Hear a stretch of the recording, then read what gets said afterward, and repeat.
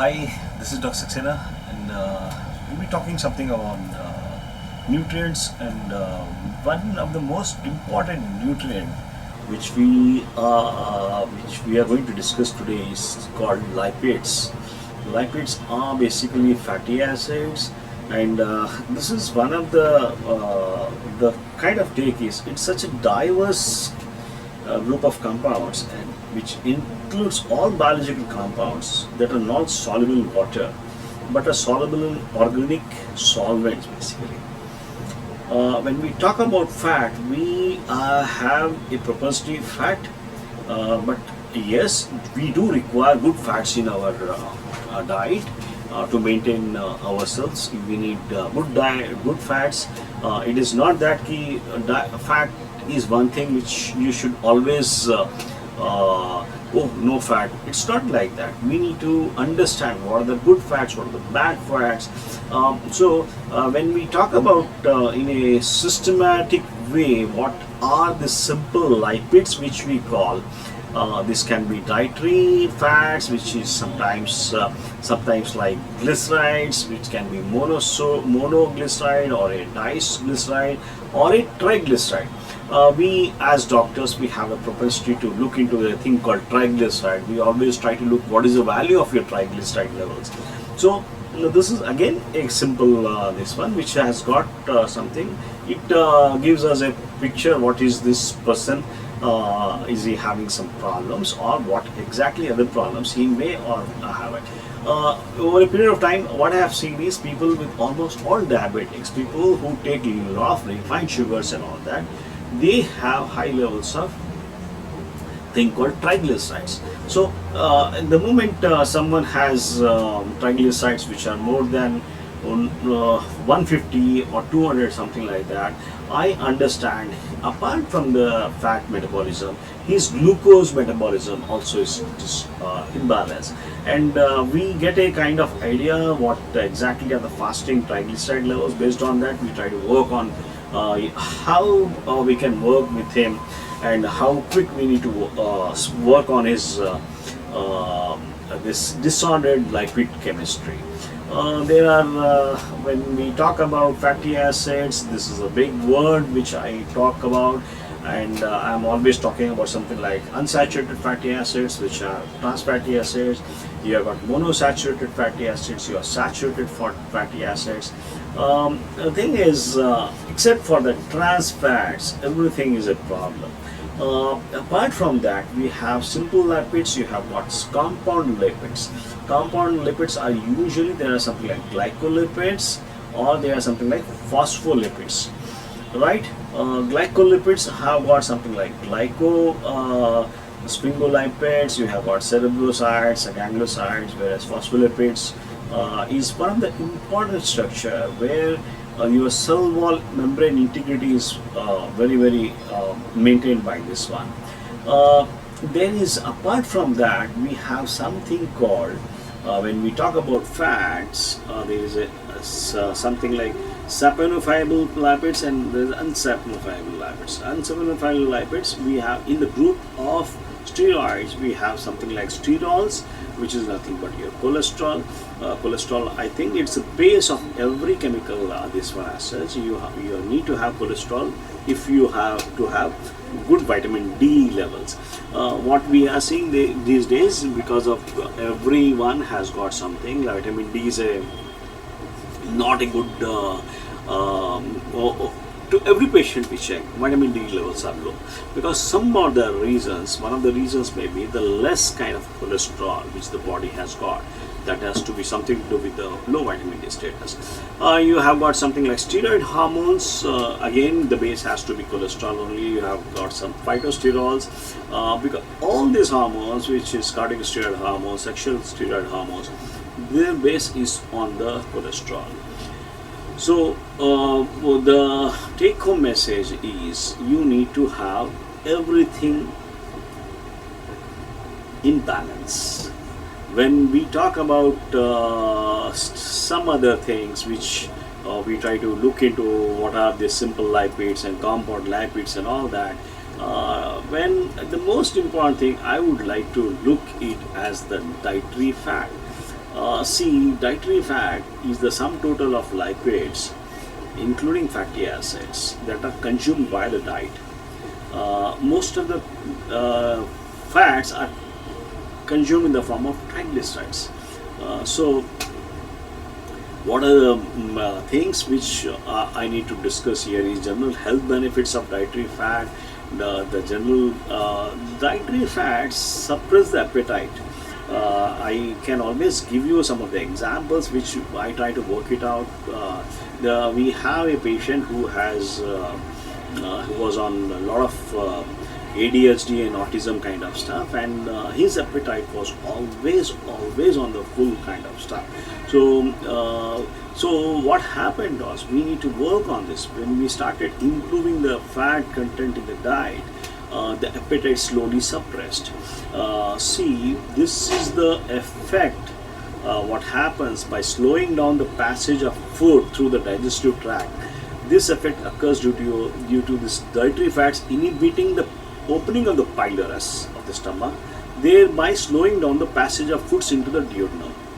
What happens is that if we are taking foods which are devoid of fat, you are taking only carbohydrates, you are taking zero oil, so the passage of the stomach from the pylorus into the duodenum is very hastened, it goes fast.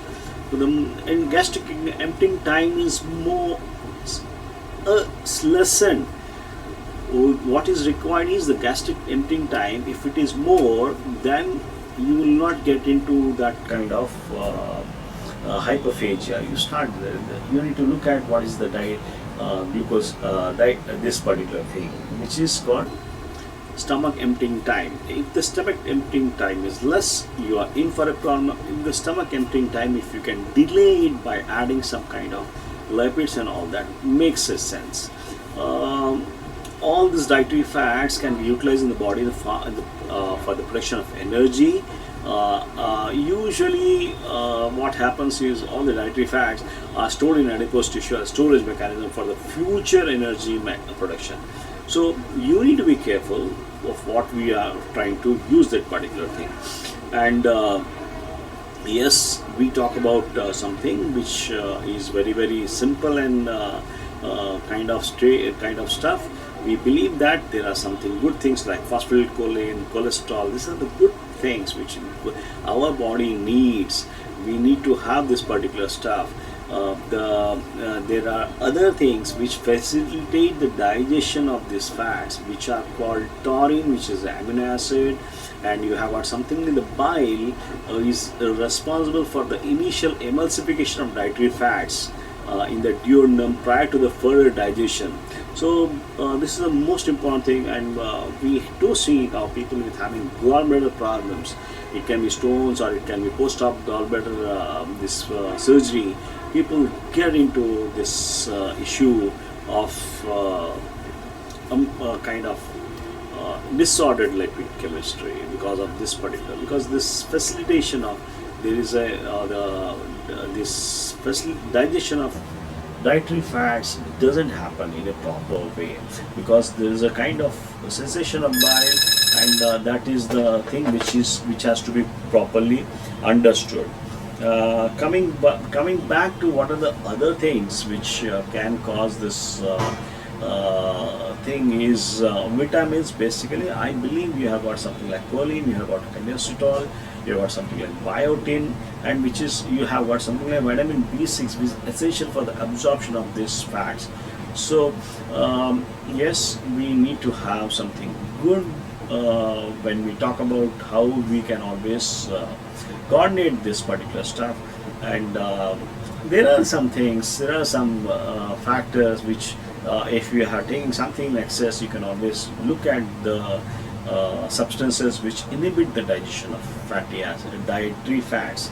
The important ones will be something worth mentioning, with chitosan, which inhibits further digestion of fats, dietary fats from digestive tract by binding to fatty acids, thereby facilitating the excretion.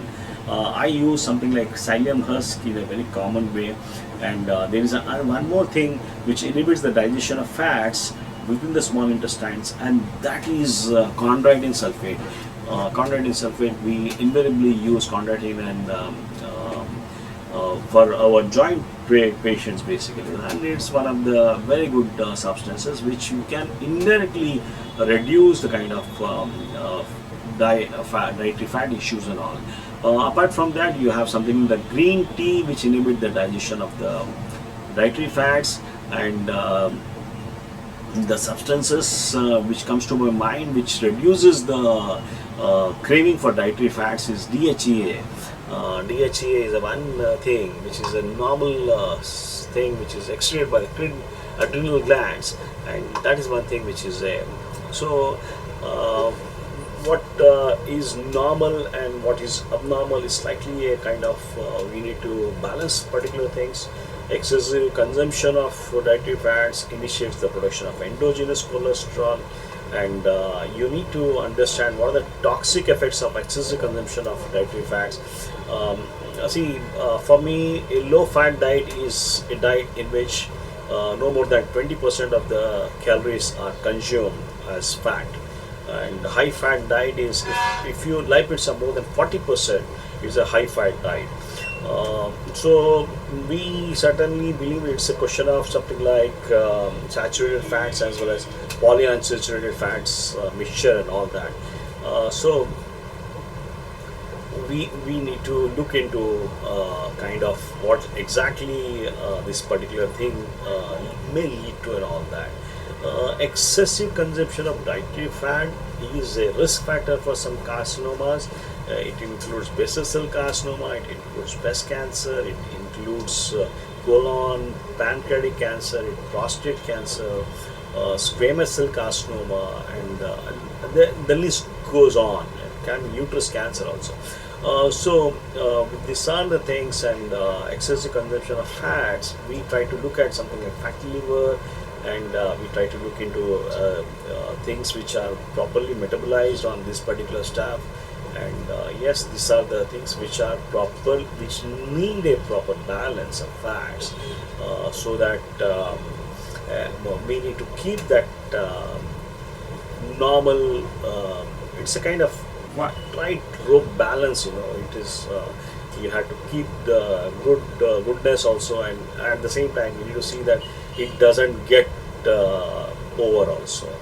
So this is how we try to look into this thing called fat and lipids, and I believe there is much to it, and we still are trying to understand why people, in spite of having a triglyceride which is normal, in spite of having which is a HDL and LDL cholesterol which is normal, they are getting into some problems called blocks and all that. So here, this is one thing which the concept goes for lipid peroxidation, and there is a peroxidase of fats are usually endogenous or exogenous fats that have been oxidized by the process of peroxidation. It is something like you leave your butter overnight in the air, and you see a yellowish kind of covering over that particular stuff, which is nothing but peroxidation.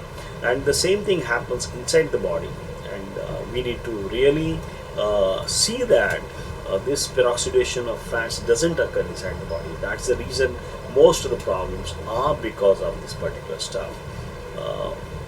Thank you.